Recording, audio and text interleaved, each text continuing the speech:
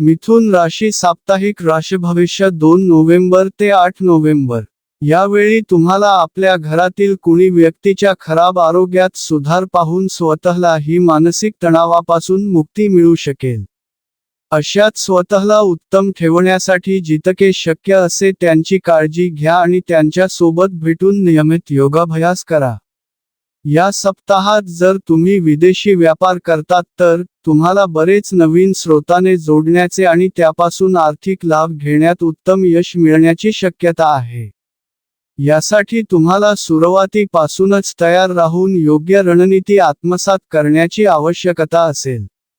या आठवड्यात तुम्हाला तुमच्या मित्रांचा पाठिंबा मिळेल, परंतु कुटुंबातील सदस्यांसह छोट्या छोट्या गोष्टीबाबत मतभेद झाल्यास घरातील शांती भंग होऊ शकते, ज्यामुळे त्यांच्याबद्दल तुमच्या मनात चुकीच्या भावना उद्भवण्याचे योग देखील बनतील.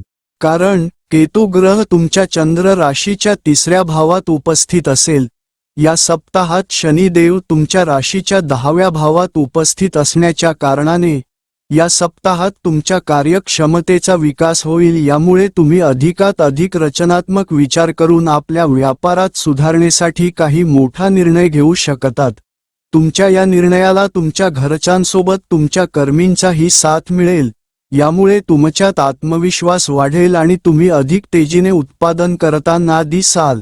या आठवड्यात आपले ध्येय साध्य करण्यासाठी या राशीच्या प्रत्येक विद्यार्थ्याला योग्य नियोजित पद्धतीने पुढे जाणे आवश्यक आहे आणि त्यांचे लक्ष्य साध्य करण्यासाठी जे काही आवश्यक आहे त्याची यादी तयार करणे आवश्यक आहे.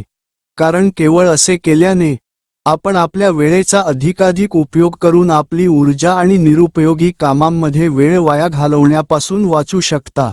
या आठवड्यात उपाय: नियमित नमो नारायण चा जप करा.